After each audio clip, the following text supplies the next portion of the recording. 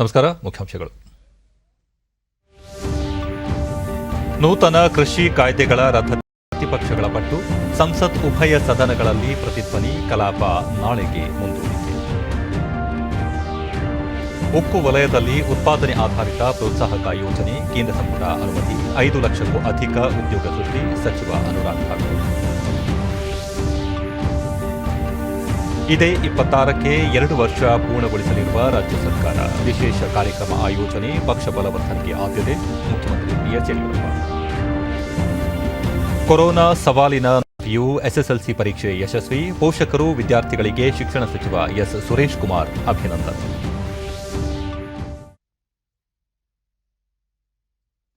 ವಾರ್ತೆಗಳ ವಿವರ.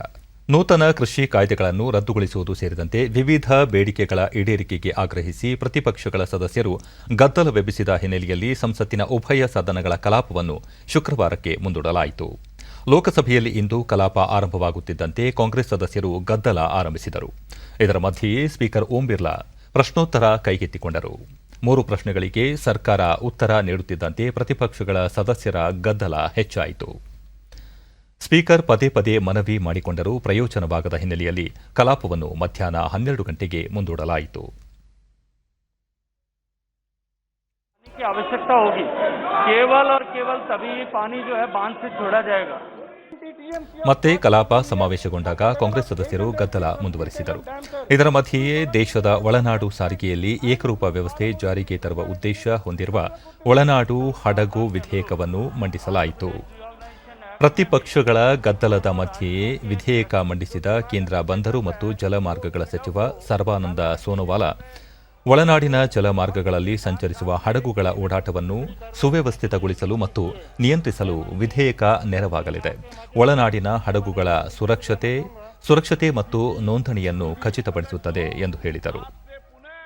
ಒಳನಾಡು ಸಾರಿಗೆಗೆ ಸಂಬಂಧಿಸಿದಂತೆ ರಾಜ್ಯ ಸರ್ಕಾರಗಳು ರೂಪಿಸಿದ ಪ್ರತ್ಯೇಕ ನಿಯಮಗಳ ಬದಲು ದೇಶಕ್ಕೆ ಏಕೀಕೃತ ಕಾನೂನನ್ನು ಈ ವಿಧೇಯಕದ ಮೂಲಕ ಜಾರಿಗೆ ತರಲಾಗುತ್ತದೆ.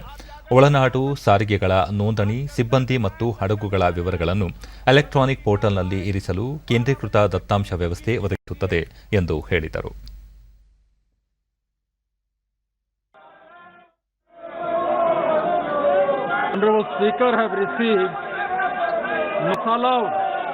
All the notices have repeatedly said, and we can have discussion as it has happened in the other house.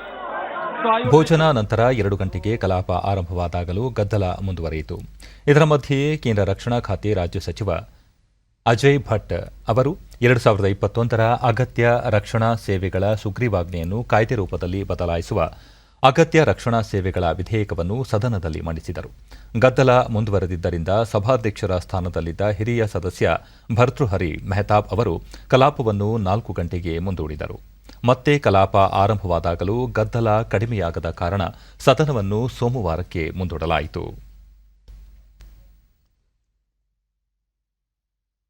ಈ ಮಧ್ಯೆ ದೇಶದಲ್ಲಿ ವಿದ್ಯುತ್ ಕೊರತೆ ಇಲ್ಲ ಎಂದು ಕೇಂದ್ರ ಇಂಧನ ಸಚಿವ ಆರ್.ಕೆ. ಸಿಂಗ್ ಹೇಳಿದ್ದಾರೆ. ಲೋಕಸಭೆಯಲ್ಲಿ ಈ ಕುರಿತು ಲಿಖಿತ ಉತ್ತರ ನೀಡಿದ ಸಚಿವರು, ದೇಶದಲ್ಲಿ 382 ಗಿಗಾವ್ಯಾಟ್ ವಿದ್ಯುತ್ ಉತ್ಪಾದನಾ ಸಾಮರ್ಥ್ಯವಿದ್ದು 200 ಗಿಗಾವ್ಯಾಟ್ ಗರಿಷ್ಠ ಬೇಡಿಕೆ ಇದೆ. ವಿದ್ಯುತ್ ಸರಬರಾಜು ಮತ್ತು ವಿತರಣಾ ಜಾಲದಲ್ಲಿನ ಅಡೆತಡೆಗಳು ಅಥವಾ ವಿದ್ಯುತ್ ವಿತರಣಾ ಕಂಪನಿಗಳಲ್ಲಿ ಹಣಕಾಸಿನ ಸಮಸ್ಯೆಯಿಂದ ಕೆಲವೆಡೆ ವಿದ್ಯುತ್ ವ್ಯತ್ಯಯ ಉಂಟಾಗಿರಬಹುದು ಎಂದು ತಿಳಿಸಿದರು. ಗ್ರಾಮೀಣ ಪ್ರದೇಶದಲ್ಲಿ ವಿದ್ಯುತ್ ಲಭ್ಯತೆ ಅವಧಿ ಹೆಚ್ಚಾಗಿದೆ.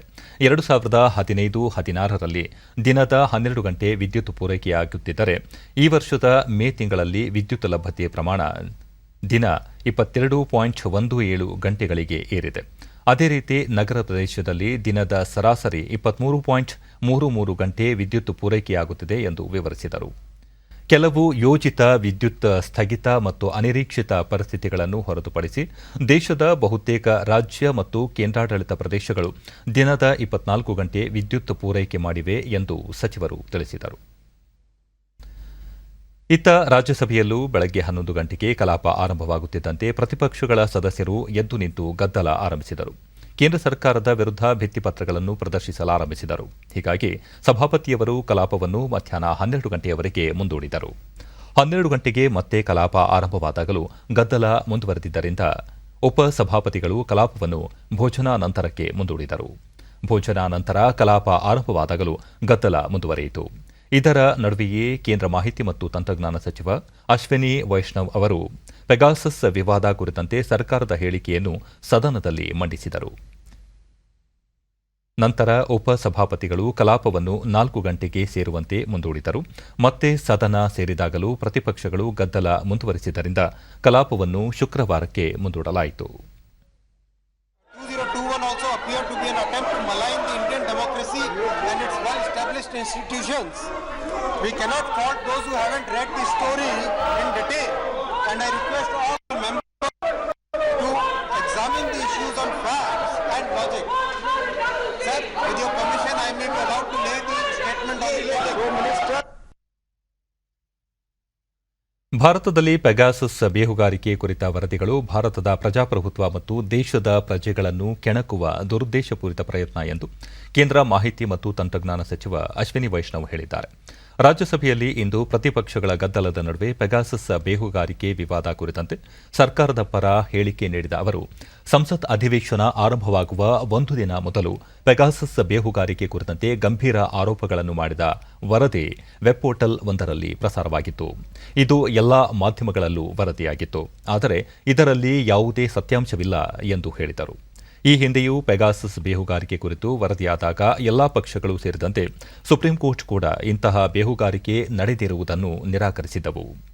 ಇದೀಗ ಮತ್ತೆ ಅದೇ ರೀತಿಯ ವರದಿಗಳು ಸಂಸತ್ ಅಧಿವೇಶನ ಆರಂಭವಾಗುವ ಮುನ್ನಾ ದಿನ ಪ್ರಕಟವಾಗಿರುವುದು ಕಾಕತಾಳೀಯ. ಇದು ಭಾರತದ ಪ್ರಜಾಪ್ರಭುತ್ವ ಮತ್ತು ದೇಶದ ಪ್ರಜೆಗಳನ್ನು ಕೆಣಕುವ ದುರುದ್ದೇಶಪೂರಿತ ಪ್ರಯತ್ನವಾಗಿದ್ದು, ಎಲ್ಲಾ ಪಕ್ಷಗಳು ತರ್ಕಬದ್ಧವಾಗಿ ಮತ್ತು ಸತ್ಯಾಸತ್ಯತೆ ಆಧರಿಸಿ ವಿಶ್ಲೇಷಿಸಬೇಕು ಎಂದು ಮನವಿ ಮಾಡಿದರು. ಸರ್ಕಾರದ ಹೇಳಿಕೆ ಕುರಿತು ಚರ್ಚಿಸಲು ಸಭಾಪತಿಯವರ ಪೀಠದಲ್ಲಿದ್ದ ಉಪಸಭಾಪತಿ ಹರಿವಂಶ ನಾರಾಯಣ್ ಸಿಂಗ್ ಅವರು ಅವಕಾಶ ಕಲ್ಪಿಸಿದರೂ ಪ್ರತಿಪಕ್ಷಗಳು ಗದ್ದಲ ಎಬ್ಬಿಸಿದ್ದರಿಂದ ಚರ್ಚೆ ಸಾಧ್ಯವಾಗಲಿಲ್ಲ. ಹೀಗಾಗಿ ಕಲಾಪವನ್ನು ಮುಂದೂಡಬೇಕಾಯಿತು.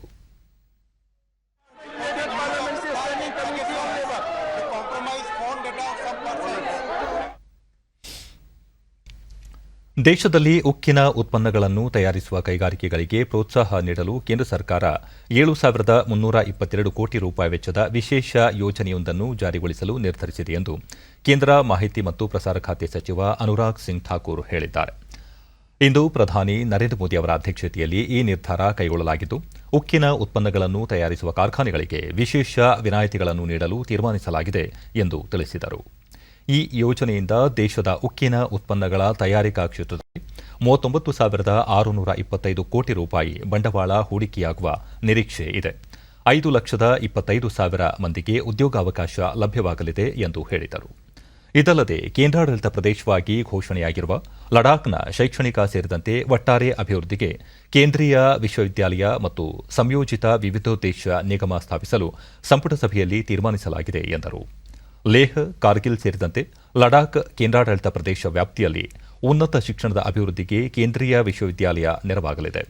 ಅದೇ ರೀತಿ ಸಂಯೋಜಿತ ವಿವಿಧೋದ್ದೇಶ ನಿಗಮವು ಆ ಭಾಗದಲ್ಲಿ ಮೂಲಸೌಕರ್ಯ ಅಭಿವೃದ್ಧಿ, ಸ್ಥಳೀಯ ಉತ್ಪಾದನೆ ಮತ್ತು ಉದ್ಯೋಗ ಸೃಷ್ಟಿಗೆ ಅವಕಾಶ ಕಲ್ಪಿಸಲಿದೆ. ಮೂಲಸೌಕರ್ಯ ನಿರ್ಮಾಣ ಸಂಸ್ಥೆಯಾಗಿಯೂ ಈ ನಿಗಮ ಕೆಲಸ ಮಾಡಲಿದೆ ಎಂದು ತಿಳಿಸಿದರು.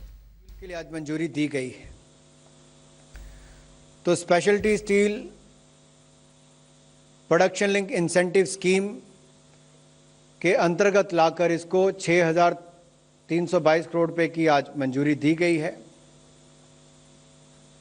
इससे मैन्युफैक्चरिंग को बल मिलेगा, आयात कम होंगे, 5,25,000 रोजगार के अवसर उत्पन्न होंगे, 68,000 सीधे तौर पर होंगे. और यही नहीं, जहां इंपोर्ट कम होने के साथ साथ एंड टू एंड मैन्युफैक्चरिंग को भी इससे बल मिलेगा. कुल मिलाकर 39,625 करोड़ रुपए का निवेश आकर्षित होगा. This will attract investment close to the tune of 39,625 crore rupees. It will create jobs, more than 5.25 lakh jobs in this sector. It will cut down the import burden. There is a cap as far as the incentive is concerned. Per group it will be capped at 200 crore rupees. किसी भी एक company समूह के लिए ರಾಜ್ಯದಲ್ಲಿ BJP ಸರ್ಕಾರ ಅಧಿಕಾರಕ್ಕೆ ಬಂದು ಇದೇ 26ಕ್ಕೆ 2 ವರ್ಷ ಪೂರೈಸಲಿರುವ ಹಿನ್ನೆಲೆಯಲ್ಲಿ ವಿಶೇಷ ಕಾರ್ಯಕ್ರಮ ಆಯೋಜಿಸಲಾಗುತ್ತಿದೆ ಎಂದು ಮುಖ್ಯಮಂತ್ರಿ ಬಿಎಸ್ ಯಡಿಯೂರಪ್ಪ ಬೆಂಗಳೂರಿನಲ್ಲಿ ಇಂದು ಹೇಳಿದ್ದಾರೆ. ಸುದ್ದಿಗಾರರ ಪ್ರಶ್ನೆಯೊಂದಕ್ಕೆ ಉತ್ತರಿಸಿದ ಅವರು, ಮುಖ್ಯಮಂತ್ರಿ ಬದಲಾವಣೆ ಬಗ್ಗೆ ಯಾವುದೇ ಗೊಂದಲ ಬೇಡ. ರಾಷ್ಟ್ರೀಯ ಅಧ್ಯಕ್ಷರ ಸೂಚನೆಯಂತೆ ಕಾರ್ಯನಿರ್ವಹಿಸಲಾಗುವುದು. ಪಕ್ಷವನ್ನು ಬಲಪಡಿಸುವ ಮತ್ತು ಮುಂದಿನ ಅವಧಿಗೂ ಬಿಜೆಪಿಯನ್ನು ಅಧಿಕಾರಕ್ಕೆ ಮರಳಿ ತರುವ ಜವಾಬ್ದಾರಿ ನನ್ನ ಮೇಲಿದೆ. ರಾಜ್ಯದ ಹಲವೆಡೆ ತಮ್ಮನ್ನು ಬೆಂಬಲಿಸಿ ನಡೆದಿರುವ ಪ್ರತಿಭಟನೆ ಸಮಂಜಸವಲ್ಲ. ತಮ್ಮನ್ನು ಬೆಂಬಲಿಸಿದ ಎಲ್ಲರಿಗೂ ಆಭಾರಿಯಾಗಿರುವುದಾಗಿ ತಿಳಿಸಿದರು.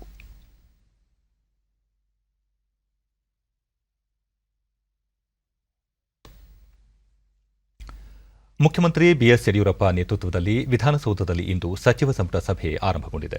ಸಭೆಯಲ್ಲಿ ಸಚಿವ ಸಂಪುಟದ ಸದಸ್ಯರು ಪಾಲ್ಗೊಂಡಿದ್ದಾರೆ. ಸಭೆಯಲ್ಲಿ ರಾಜ್ಯದಲ್ಲಿರುವ ಪ್ರಸ್ತುತ ಕೋವಿಡ್ ಪರಿಸ್ಥಿತಿ, ಮಳೆ ಹಾನಿ, ಇತರೆ ವಿಚಾರಗಳ ಕುರಿತು ಚರ್ಚೆ ನಡೆಯುತ್ತಿದೆ. ಇದಕ್ಕೂ ಮುನ್ನ ಬೆಂಗಳೂರಿನಲ್ಲಿ ಮುಖ್ಯಮಂತ್ರಿ ಬಿಎಸ್ ಯಡಿಯೂರಪ್ಪ ಕೃಷ್ಣಾ ಭಾಗ್ಯ ಜಲ ನಿಗಮ, ವಿಶ್ವೇಶ್ವರಯ್ಯ ಜಲ ನಿಗಮ ಮತ್ತು ಕಾವೇರಿ ನೀರಾವರಿ ನಿಗಮದ ನಿರ್ದೇಶಕರ ಮಂಡಳಿಗಳ ಸಭೆಗಳನ್ನು ಪ್ರತ್ಯೇಕವಾಗಿ ನಡೆಸಿದರು. ನೀರಾವರಿ ಯೋಜನೆಗಳ ಅನುಷ್ಠಾನಕ್ಕೆ ಸಂಬಂಧಿಸಿದಂತೆ ಪ್ರಗತಿ ಪರಿಶೀಲನೆಯನ್ನು ಅವರು ಕೈಗೊಂಡರು.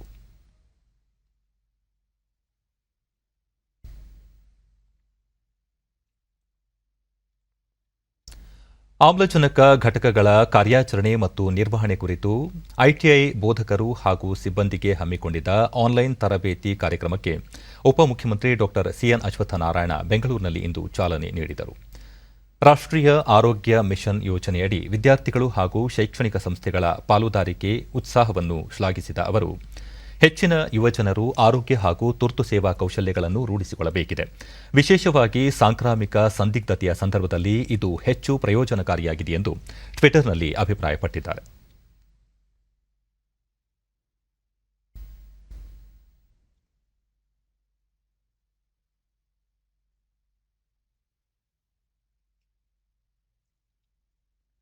ಸ್ಪರ್ಧಾತ್ಮಕ ಪರೀಕ್ಷೆಗಳಿಗೆ ನೋಂದಾಯಿಸಿಕೊಳ್ಳುವ ವಿದ್ಯಾರ್ಥಿಗಳಿಗೆ ತರಬೇತಿ ನೀಡುವ ಉದ್ದೇಶದಿಂದ ರಾಜ್ಯ ಸರ್ಕಾರ ಆನ್ ಅಕಾಡೆಮಿ ಸಂಸ್ಥೆಯೊಂದಿಗೆ ಒಪ್ಪಂದ ತಿಳುವಳಿಕೆ ಪತ್ರಕ್ಕೆ ಸಹಿ ಮಾಡಿದೆ.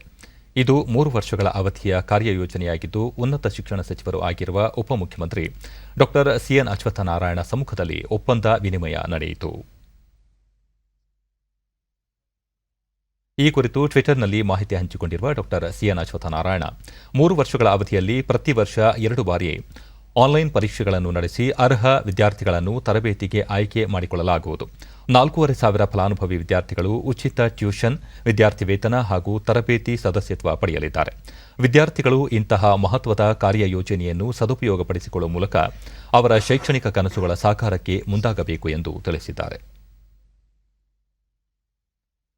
ಸರ್ಕಾರದೊಂದಿಗಿನ ಒಪ್ಪಂದದ ಅನ್ವಯ ಎಂಬಿಬಿಎಸ್ ವೈದ್ಯರು 1 ವರ್ಷ ಗ್ರಾಮೀಣ ಸೇವೆ ಸಲ್ಲಿಸುವುದು ಕಡ್ಡಾಯವಾಗಿದೆ ಎಂದು ಹೈಕೋರ್ಟ್ ಹೇಳಿದೆ.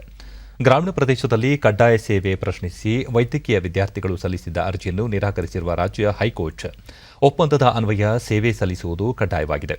ಕೋವಿಡ್-19 ಬಿಕ್ಕಟ್ಟಿನ ಸಂದರ್ಭದಲ್ಲಿ ವೈದ್ಯಕೀಯ ವೃತ್ತಿಪರರು ಕರ್ತವ್ಯದ ಪರಿಕಲ್ಪನೆಯನ್ನು ಅರ್ಥ ಮಾಡಿಕೊಳ್ಳುವ ಸಮಯ ಇದಾಗಿದೆ ಎಂದು ಅಭಿಪ್ರಾಯಪಟ್ಟಿದೆ. ಜೊತೆಗೆ ಸಂಭಾವ್ಯ 3ನೇ ಕೋವಿಡ್ ಅಲೆಯನ್ನು ಎದುರಿಸಲು ವೈದ್ಯರ ಸೇವೆ ಅಗತ್ಯವಾಗಿರುತ್ತದೆ ಎಂದು ತಿಳಿಸಿದೆ. ಈ ಸಂಬಂಧ ಟ್ವೀಟ್ ಮಾಡಿರುವ ಆರೋಗ್ಯ ಮತ್ತು ವೈದ್ಯಕೀಯ ಶಿಕ್ಷಣ ಸಚಿವ ಡಾ ಕೆ ಸುಧಾಕರ್, ಹೈಕೋರ್ಟ್ ತೀರ್ಪನ್ನು ಸ್ವಾಗತಿಸಿದ್ದು, ಎಲ್ಲ ವೈದ್ಯರು ಇದನ್ನು ಒಂದು ಹೊರೆ ಎಂದು ಪರಿಗಣಿಸದೆ ಹಾಗೂ ಮಾನ್ಯತೆ ಪಡೆಯುವ ಅವಕಾಶವಾಗಿ ನೋಡಬೇಕು ಎಂದು ಮನವಿ ಮಾಡಿದ್ದಾರೆ.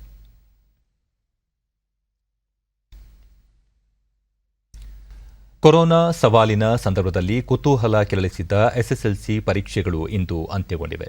ವಿದ್ಯಾರ್ಥಿಗಳಿಗೆ ಕನ್ನಡ, ಇಂಗ್ಲಿಷ್, ಹಿಂದಿ ಸೇರಿದಂತೆ ಭಾಷಾ ವಿಷಯಗಳ ಪರೀಕ್ಷೆ ಇಂದು ನಡೆಯಿತು.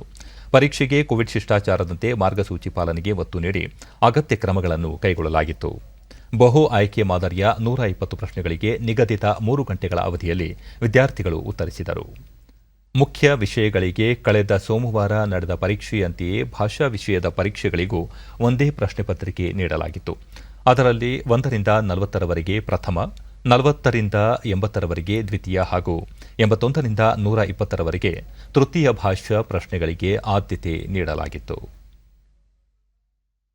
ಈ ಕುರಿತು ಟ್ವೀಟ್ ಮಾಡಿರುವ ಪ್ರಾಥಮಿಕ ಮತ್ತು ಪ್ರೌಢಶಿಕ್ಷಣ ಸಚಿವ ಎಸ್ ಸುರೇಶ್ ಕುಮಾರ್, ರಾಜ್ಯದಲ್ಲಿ ಸವಾಲಿನ ಸಂದರ್ಭದಲ್ಲೂ ಎಸ್ಎಸ್ಎಲ್ಸಿ ಪರೀಕ್ಷೆಗಳನ್ನು ಅತ್ಯಂತ ಯಶಸ್ವಿಯಾಗಿ ನಡೆಸಲು ಸಹಕರಿಸಿದ ಎಲ್ಲರಿಗೂ ಧನ್ಯವಾದಗಳು. ಪರೀಕ್ಷೆಯಲ್ಲಿ ಭಾಗವಹಿಸಿದ ಎಲ್ಲ ಧೀರ ವಿದ್ಯಾರ್ಥಿಗಳಿಗೆ ಹಾರ್ದಿಕ ಅಭಿನಂದನೆಗಳು ಎಂದು ತಿಳಿಸಿದ್ದಾರೆ.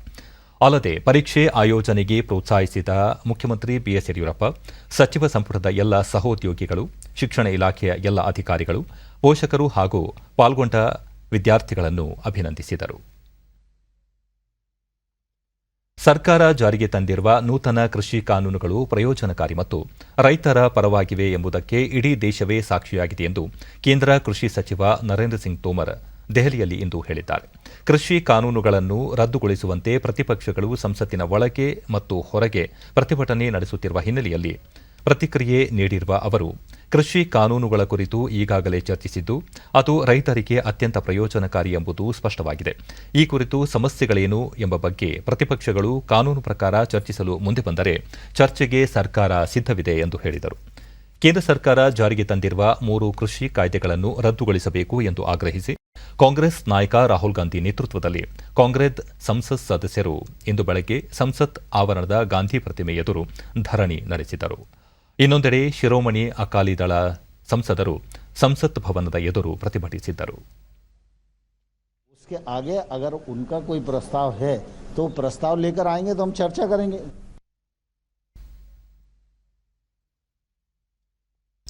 ದೇಶದಲ್ಲಿ ಕಳೆದ 24 ಗಂಟೆಗಳಲ್ಲಿ 41,383 ಹೊಸ ಕೊರೋನಾ ಸೋಂಕು ಪ್ರಕರಣಗಳು ದಾಖಲಾಗಿವೆ. ಒಟ್ಟು ಸೋಂಕಿತರ ಸಂಖ್ಯೆ 3,57,57,720ಕ್ಕೆ ತಲುಪಿದೆ. ಇದೇ ಅವಧಿಯಲ್ಲಿ 38,652 ಮಂದಿ ಚೇತರಿಸಿಕೊಂಡು ವಿವಿಧ ಆಸ್ಪತ್ರೆಗಳಿಂದ ಬಿಡುಗಡೆಯಾಗಿದ್ದಾರೆ. ಇದರೊಂದಿಗೆ ಒಟ್ಟಾರೆ ಗುಣಮುಖರಾದವರ ಸಂಖ್ಯೆ 3,29,29,339ಕ್ಕೆ ಹೆಚ್ಚಳವಾಗಿದೆ. ಚೇತರಿಕೆ ಪ್ರಮಾಣ ಶೇಕಡ 97.35ರಷ್ಟಿದೆ. ಒಟ್ಟು 4,09,394 ಸಕ್ರಿಯ ಪ್ರಕರಣಗಳು ಇವೆ. ಈ ಪ್ರಮಾಣ ಶೇಕಡ 1.31ರಷ್ಟಿದೆ. ಇದೇ ಅವಧಿಯಲ್ಲಿ 507 ಮಂದಿ ಮೃತಪಟ್ಟಿದ್ದು, ಇದರೊಂದಿಗೆ ಒಟ್ಟಾರೆ 4,18,987 ಮಂದಿ ಸಾವಿಗೀಡಾದಂತಾಗಿದೆ. ಇದು ಶೇಕಡ 1.34ರಷ್ಟಿದೆ.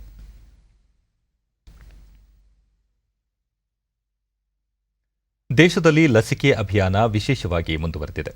ಇದರ ಪರಿಣಾಮ ವಿಶ್ವದಲ್ಲಿ ಅತಿ ಹೆಚ್ಚು ಲಸಿಕೆ ನೀಡಿರುವ ದೇಶಗಳ ಪೈಕಿ ಭಾರತ ಮುಂಚೂಣಿಯಲ್ಲಿ ಇದೆ. ಇದುವರೆಗೆ ದೇಶಾದ್ಯಂತ ಒಟ್ಟು 41,51,51,151 ಡೋಸ್ ಲಸಿಕೆ ನೀಡಲಾಗಿದೆ.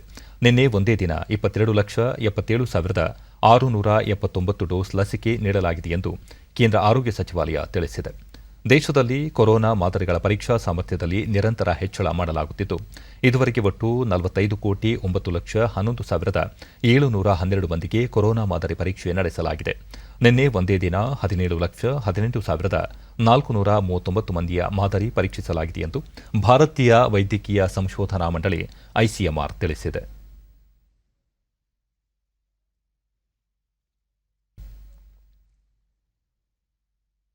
ಮಂಡ್ಯ ಜಿಲ್ಲೆಯ ಮಳವಳ್ಳಿ ಬಳಿ ನಡೆಯುತ್ತಿರುವ ನೀರಾವರಿ ಯೋಜನೆಯ ಕಾಮಗಾರಿಯನ್ನು ಜೆಡಿಎಸ್ ಮುಖಂಡ ಎಚ್ಡಿ ಕುಮಾರಸ್ವಾಮಿ ಇಂದು ವೀಕ್ಷಿಸಿದರು. ಶಾಸಕ ಅನ್ನದಾನಿ ಡಿಸಿ ತಮ್ಮಣ್ಣ, ನೀರಾವರಿ ಇಲಾಖೆ ಅಧಿಕಾರಿಗಳು ಉಪಸ್ಥಿತರಿದ್ದರು.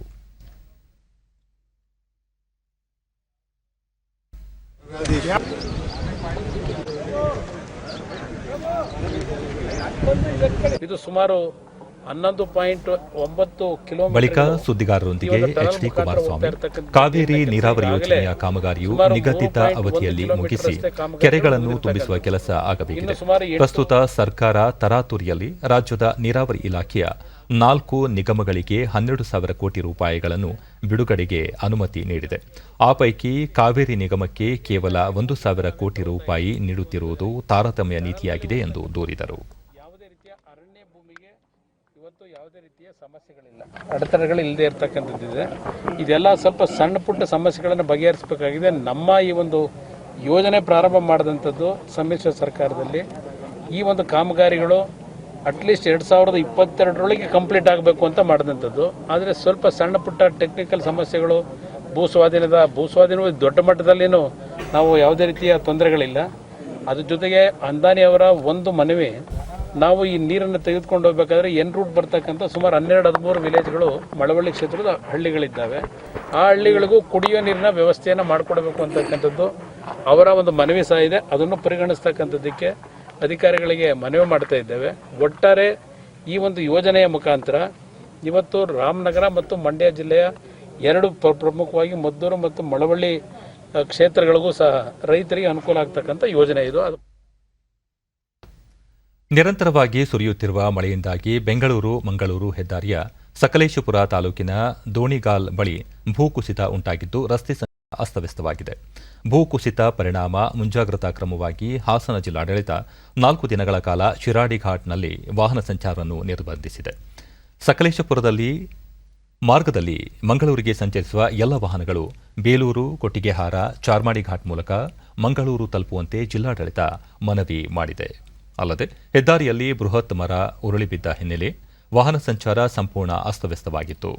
ನಿರಂತರ ಮಳೆಯಾಗುತ್ತಿರುವುದರಿಂದ ಕಾರ್ಯಾಚರಣೆಗೂ ಅಡ್ಡಿಯಾಗಿದೆ. ಹಲವೆಡೆ ಮನೆಗಳಿಗೂ ಹಾನಿಯಾಗಿದೆ.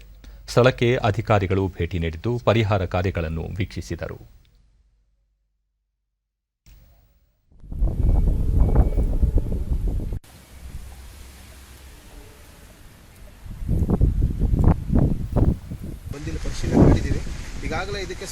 ಡಿಡಿ ನ್ಯೂಸ್ನೊಂದಿಗೆ ಮಂಗಳೂರು ನಿವಾಸಿ ಪ್ರವೀಣ್, ಸಂಚಾರ ನಿರ್ಬಂಧಿಸಿರುವುದರಿಂದ ಪ್ರಯಾಣಿಕರಿಗೆ ಅನಾನುಕೂಲವಾಗಿದೆ.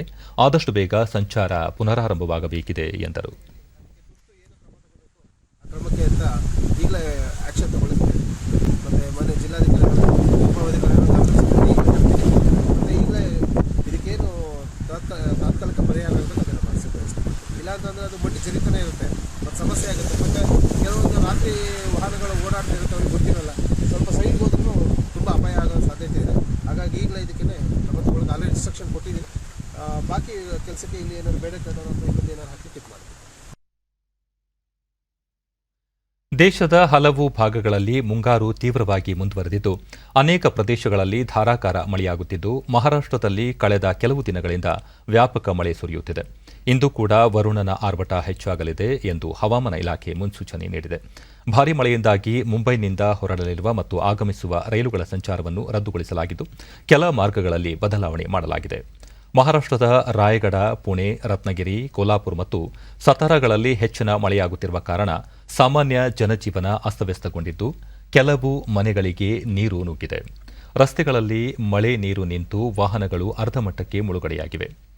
ಮಹಾರಾಷ್ಟ್ರದ 5 ಜಿಲ್ಲೆಗಳಲ್ಲಿ ರೆಡ್ ಅಲರ್ಟ್ ಘೋಷಿಸಲಾಗಿದ್ದು ಹಲವೆಡೆ ಮುನ್ನೆಚ್ಚರಿಕೆಯಾಗಿ ಆರೆಂಜ್ ಅಲರ್ಟ್ ಘೋಷಣೆಯಾಗಿದೆ. ದೆಹಲಿಯ ಎನ್ಸಿಆರ್ನಲ್ಲೂ ಕಳೆದ ಕೆಲ ದಿನಗಳಿಂದ ಮಳೆ ಸುರಿಯುತ್ತಿದೆ. ಇಂದು ಕೂಡ ಮಳೆ ಮುಂದುವರಿಯಲಿದೆ. ಉಳಿದಂತೆ ಉತ್ತರ ಪ್ರದೇಶ, ಮಧ್ಯಪ್ರದೇಶ ಅಲ್ಲದೆ ಇನ್ನೂ ಕೆಲವು ಭಾಗಗಳಲ್ಲಿ ಮಳೆಯಾಗಲಿದೆ ಎಂದು ಹವಾಮಾನ ಇಲಾಖೆ ತಿಳಿಸಿದೆ. ಈ ಮಧ್ಯೆ ರಾಜ್ಯಾದ್ಯಂತ ಮಳೆ ಮುಂದುವರೆದಿದ್ದು ಮುಂದಿನ 5 ದಿನಗಳ ಕಾಲ ಹಲವೆಡೆ ಮಳೆಯಾಗುವ ಸಾಧ್ಯತೆ ಇದೆ ಎಂದು ಹವಾಮಾನ ಇಲಾಖೆ ಮುನ್ಸೂಚನೆ ನೀಡಿದೆ. ಉಡುಪಿ, ದಕ್ಷಿಣ ಕನ್ನಡ, ಉತ್ತರ ಕನ್ನಡ ಸೇರಿದಂತೆ 16 ಜಿಲ್ಲೆಗಳಲ್ಲಿ ಇಂದು ಯೆಲ್ಲೋ ಅಲರ್ಟ್ ಘೋಷಿಸಲಾಗಿದೆ. ಜೊತೆಗೆ ಮಲೆನಾಡು ಹಾಗೂ ಉತ್ತರ ಒಳನಾಡಿನ ಜಿಲ್ಲೆಗಳಲ್ಲೂ ಯೆಲ್ಲೋ ಅಲರ್ಟ್ ಘೋಷಿಸಲಾಗಿದ್ದು ಸಾಧಾರಣ ಮಳೆಯಾಗುವ ಸಾಧ್ಯತೆ ಇದೆ ಎಂದು ಮಾಹಿತಿ ನೀಡಿದೆ. ಕೇಂದ್ರ ಸರ್ಕಾರದ ಮಹತ್ವಾಕಾಂಕ್ಷೆಯ ಆಹಾರ ಭದ್ರತಾ ಕಾಯ್ದೆಯಡಿ ಚಾಮರಾಜನಗರ ಜಿಲ್ಲೆಯ ರೈತ ಸಂಪರ್ಕ ಕೇಂದ್ರಗಳಲ್ಲಿ ರೈತರಿಗೆ ಉಚಿತವಾಗಿ ಕೆಲ ಬಿತ್ತನೆ ಬೀಜಗಳನ್ನು ವಿತರಿಸಲಾಗುತ್ತಿದೆ. ರೈತರು ತಮ್ಮ ಜಮೀನಿನ ಪಹಣಿ ಪತ್ರ ಹಾಗೂ ಆಧಾರ್ ಕಾರ್ಡ್ಗಳನ್ನು ನೀಡಿ ಬಿತ್ತನೆ ಬೀಜಗಳನ್ನು ಪಡೆದುಕೊಳ್ಳುತ್ತಿದ್ದಾರೆ. ಜೊತೆಗೆ ಸಾವಯವ ಗೊಬ್ಬರ, ಲಘು ಪೋಷಕಾಂಶ ಮಿಶ್ರಣಗಳಾದ ಜಿಪ್ಸಮ್, ಬೋರಾಕ್ಸ್, ಸಸ್ಯ ಸಂರಕ್ಷಣಾ ಔಷಧಿಗಳನ್ನು 50% ರಿಯಾಯಿತಿ ದರದಲ್ಲಿ ವಿತರಿಸಲಾಗುತ್ತದೆ.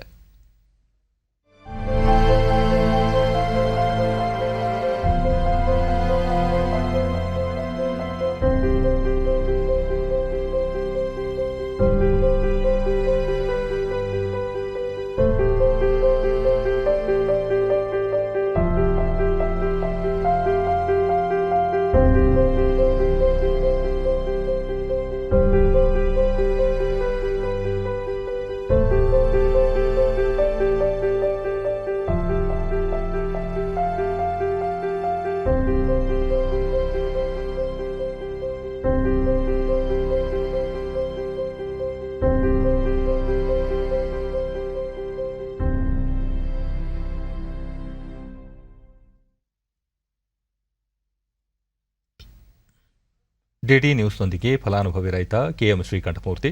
ಕೋವಿಡ್ ಸಂಕಷ್ಟದ ಸಂದರ್ಭದಲ್ಲಿ ಕೇಂದ್ರ ಸರ್ಕಾರ ತೊಗರಿ ಮತ್ತು ಹೆಸರು ಬಿತ್ತನೆ ಬೀಜಗಳನ್ನು ಉಚಿತವಾಗಿ ವಿತರಿಸುತ್ತಿರುವುದಕ್ಕೆ ರೈತರಿಗೆ ತುಂಬಾ ನೆರವಾಗಿದೆ.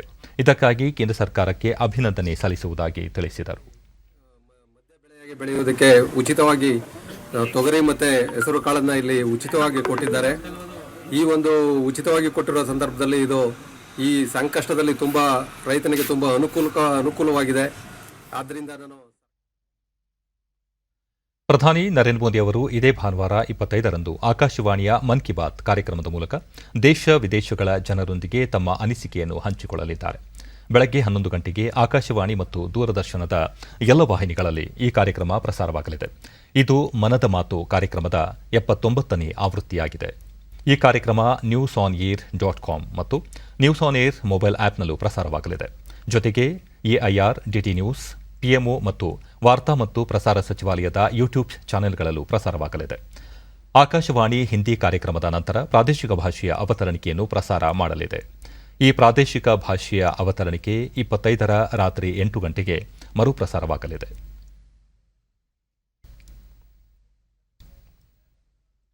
ಟೋಕಿಯೋ ಒಲಿಂಪಿಕ್ಸ್ನಲ್ಲಿ ದೇಶವನ್ನು ಪ್ರತಿನಿಧಿಸುತ್ತಿರುವ ಭಾರತೀಯ ಅಥ್ಲೀಟ್ಗಳನ್ನು ಬೆಂಬಲಿಸಿ ಸಾರ್ವಜನಿಕರು ತಮ್ಮ ಮಿತ್ರರು ಹಾಗೂ ಕುಟುಂಬದ ಸದಸ್ಯರೊಂದಿಗೆ ವಿಡಿಯೋ ಮಾಡಿ ಹಮಾರಾ ವಿಕ್ಟರಿ ಪಂಚ್ನೊಂದಿಗೆ ಸಾಮಾಜಿಕ ಜಾಲತಾಣಗಳಲ್ಲಿ ಹಂಚಿಕೊಳ್ಳುವಂತೆ ಕೇಂದ್ರ ಕ್ರೀಡಾ ಸಚಿವ ಅನುರಾಗ್ ಸಿಂಗ್ ಠಾಕೂರ್ ಕರೆ ನೀಡಿದ್ದಾರೆ.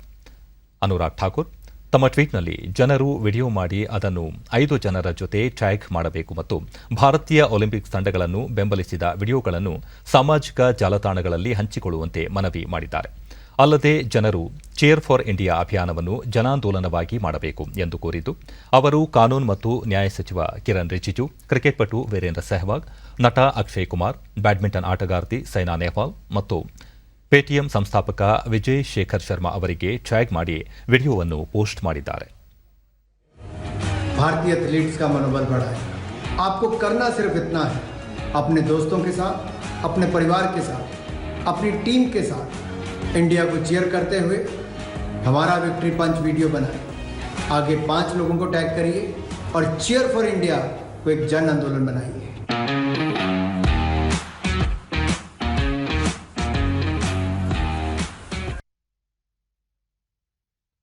ಜಗತ್ತಿನಾದ್ಯಂತ ಕ್ರೀಡಾಭಿಮಾನಿಗಳು ಕಾತುರದಿಂದ ಕಾಯುತ್ತಿರುವ ಒಲಿಂಪಿಕ್ಸ್ ಕ್ರೀಡಾಕೂಟ ಆರಂಭಕ್ಕೆ ಕ್ಷಣಗಣನೆ ಶುರುವಾಗಿದೆ. ಕೋವಿಡ್-19 ಸಾಂಕ್ರಾಮಿಕದ ಹಿನ್ನೆಲೆಯಲ್ಲಿ 1 ವರ್ಷ ವಿಳಂಬದ ನಂತರ ನಾಳೆ ಕ್ರೀಡಾಕೂಟಕ್ಕೆ ವಿದ್ಯುಕ್ತ ಚಾಲನೆ ದೊರಕಲಿದೆ. ಭಾರತೀಯ ಕಾಲಮಾನ ಸಂಜೆ 4:30ಕ್ಕೆ ಬಹುನಿರೀಕ್ಷಿತ ಕ್ರೀಡಾಕೂಟದ ಉದ್ಘಾಟನೆ ನೆರವೇರಲಿದೆ. ಜಪಾನಿನ ರಾಜಧಾನಿ ಟೋಕಿಯೋದಲ್ಲಿ ಹೊಸದಾಗಿ ನಿರ್ಮಿಸಲಾಗಿರುವ ರಾಷ್ಟ್ರೀಯ ಕ್ರೀಡಾಂಗಣದಲ್ಲಿ ಉದ್ಘಾಟನಾ ಸಮಾರಂಭ ನಡೆಯಲಿದ್ದು, ಕೋವಿಡ್ ಹಿನ್ನೆಲೆಯಲ್ಲಿ ಸರಳವಾಗಿ ಜಪಾನಿನ ಸಾಂಸ್ಕೃತಿಕ ಕಾರ್ಯಕ್ರಮಗಳೊಂದಿಗೆ ನಡೆಯಲಿದೆ. ಆಗಸ್ಟ್ 8ರವರೆಗೆ ಜರುಗಲಿರುವ ಕ್ರೀಡಾ ಉತ್ಸವ ಇಡೀ ವಿಶ್ವದ ಕ್ರೀಡಾಪಟುಗಳು ಹಾಗೂ ಕ್ರೀಡಾಭಿಮಾನಿಗಳನ್ನು ತನ್ನತ್ತ ಆಕರ್ಷಿಸಲಿದ್ದು, ಹಲವಾರು ಶ್ರೇಷ್ಠತೆಗಳನ್ನು ಹೊರಹೊಮ್ಮಿಸಲು ವೇದಿಕೆಯಾಗಲಿದೆ. ಭಾರತ ಸೇರಿದಂತೆ ಒಟ್ಟು 105 ರಾಷ್ಟ್ರಗಳ 11,000ಕ್ಕೂ ಹೆಚ್ಚು ಕ್ರೀಡಾಪಟುಗಳು 33 ಕ್ರೀಡೆಗಳಲ್ಲಿ ಪದಕಕ್ಕಾಗಿ ಹೋರಾಟ ನಡೆಸಲಿದ್ದಾರೆ. ಭಾರತದ 120 ಕ್ರೀಡಾಪಟುಗಳು 18 ಕ್ರೀಡೆಗಳಲ್ಲಿ ಭಾಗವಹಿಸಲಿದ್ದಾರೆ. ಬ್ಯಾಡ್ಮಿಂಟನ್ ಆಟಗಾರ್ತಿ ಪಿವಿ ಸಿಂಧು, ಜಾವಲಿನ್ ಥ್ರೋ ಆಟಗಾರ ನೀರಜ್ ಚೋಪ್ರಾ, ಬಾಕ್ಸರ್ ಮೇರಿ ಕೋಮ್, ಕುಸ್ತಿಪಟು ಭಜರಂಗ್ ಪುನಿಯಾ, ಟೇಬಲ್ ಟೆನ್ನಿಸ್ ಆಟಗಾರ್ತಿ ಮಣಿಕಾ ಬಾತ್ರಾ ಸೇರಿದಂತೆ ಹಲವರು ಪದಕ ಗೆಲ್ಲುವ ನಿರೀಕ್ಷೆ ಮೂಡಿಸಿದ್ದಾರೆ. ಕರ್ನಾಟಕದಿಂದ ಕುದುರೆ ಸವಾರ ಫವಾದ್ ಮಿರ್ಜಾ, ಈಜುಪಟು ಶ್ರೀಹರಿ ನಟರಾಜ್ ಮತ್ತು ಗಾಲ್ಫ್ ಆಟಗಾರ್ತಿ ಆದಿತ್ಯ ಅಶೋಕ್ ಒಲಿಂಪಿಕ್ಸ್ನಲ್ಲಿ ಪಾಲ್ಗೊಂಡಿದ್ದಾರೆ. ಟೋಕಿಯೋ ಒಲಿಂಪಿಕ್ ಕ್ರೀಡಾಕೂಟವನ್ನು ಆಕಾಶವಾಣಿ, ದೂರದರ್ಶನ ಮತ್ತು ಡಿಡಿ ಸ್ಪೋರ್ಟ್ಸ್ ವಾಹಿನಿಗಳು ವಿಸ್ತೃತವಾಗಿ ಪ್ರಸಾರ ಮಾಡಲಿವೆ. ಆಕಾಶವಾಣಿ ಸುದ್ದಿ ವಿಭಾಗದ 77 ಭಾಷೆಗಳಲ್ಲಿನ 46 ಪ್ರಾದೇಶಿಕ ಸುದ್ದಿ ವಿಭಾಗಗಳಲ್ಲಿ ಒಲಿಂಪಿಕ್ ಕ್ರೀಡಾಕೂಟ ಕುರಿತ ವರದಿಗಳು ಪ್ರಸಾರವಾಗಲಿವೆ. ಕೊನೆಯಲ್ಲಿ ಮತ್ತೊಮ್ಮೆ ಮುಖ್ಯಾಂಶಗಳು. ನೂತನ ಕೃಷಿ ಕಾಯ್ದೆಗಳ ರದ್ದತಿಗೆ ಪ್ರತಿಪಕ್ಷಗಳ ಪಟ್ಟು, ಸಂಸತ್ ಉಭಯ ಸದನಗಳಲ್ಲಿ ಪ್ರತಿಧ್ವನಿ, ಕಲಾಪ ನಾಳೆಗೆ ಮುಂದೂಡಿಕೆ. ಉಕ್ಕು ವಲಯದಲ್ಲಿ ಉತ್ಪಾದನೆ ಆಧಾರಿತ ಪ್ರೋತ್ಸಾಹಕ ಯೋಜನೆ, ಕೇಂದ್ರ ಸಂಪುಟ ಅನುಮತಿ, 5 ಲಕ್ಷಕ್ಕೂ ಅಧಿಕ ಉದ್ಯೋಗ ಸೃಷ್ಟಿ, ಸಚಿವ ಅನುರಾಗ್ ಠಾಕೂರ್. ಇದೇ 26ಕ್ಕೆ 2 ವರ್ಷ ಪೂರ್ಣಗೊಳಿಸಲಿರುವ ರಾಜ್ಯ ಸರ್ಕಾರ, ವಿಶೇಷ ಕಾರ್ಯಕ್ರಮ ಆಯೋಜನೆ, ಪಕ್ಷ ಬಲವರ್ಧನೆಗೆ ಆದ್ಯತೆ, ಮುಖ್ಯಮಂತ್ರಿ ಬಿಎಸ್ ಯಡಿಯೂರಪ್ಪ. ಕೊರೋನಾ ಸವಾಲಿನ ನಡುವೆಯೂ ಎಸ್ಎಸ್ಎಲ್ಸಿ ಪರೀಕ್ಷೆ ಯಶಸ್ವಿ. ಪೋಷಕರು ವಿದ್ಯಾರ್ಥಿಗಳಿಗೆ ಶಿಕ್ಷಣ ಸಚಿವ ಎಸ್ ಸುರೇಶ್ ಕುಮಾರ್ ಅಭಿನಂದನೆ. ನಮ್ಮ ವಾರ್ತಾ ಪ್ರಸಾರವನ್ನು ನೀವು ಡಿಡಿ ಚಂದನ ನ್ಯೂಸ್ ಯೂಟ್ಯೂಬ್ ಚಾನಲ್ ಅನ್ನು ವೀಕ್ಷಿಸಬಹುದು. ವೀಕ್ಷಕರೇ, ಈಗ ನಾನು ಸ್ಟುಡಿಯೋದಿಂದ ತೆರಳುತ್ತಿರುವ ಕಾರಣ ಮಾಸ್ಕ್ ಧರಿಸುತ್ತಿದ್ದೇನೆ. ನೀವು ಸಹ ಮನೆಯಿಂದ ಹೊರ ಹೋಗುವ ಮುನ್ನ ಸರಿಯಾದ ಕ್ರಮದಲ್ಲಿ ತಪ್ಪದೆ ಮಾಸ್ಕ್ ಧರಿಸಿ. ವ್ಯಕ್ತಿಗತ ಅಂತರ ಕಾಪಾಡಿಕೊಳ್ಳುವುದರೊಂದಿಗೆ ನೀವು ಸುರಕ್ಷಿತವಾಗಿರಿ, ನಿಮ್ಮವರನ್ನು ಸುರಕ್ಷಿತವಾಗಿ ಇರಿಸಿ. ನೈರ್ಮಲ್ಯಕ್ಕೆ ಆದ್ಯತೆ ನೀಡುವುದರ ಜೊತೆಗೆ ಸೋಂಕು ತಡೆಗೆ ಕೋವಿಡ್-19 ಲಸಿಕೆ ಪಡೆಯುವುದು ಅಗತ್ಯ. ನಮ್ಮ ಮುಂದಿನ ವಾರ್ತಾ ಪ್ರಸಾರ ಸಂಜೆ 7 ಗಂಟೆಗೆ. ನಮಸ್ಕಾರ.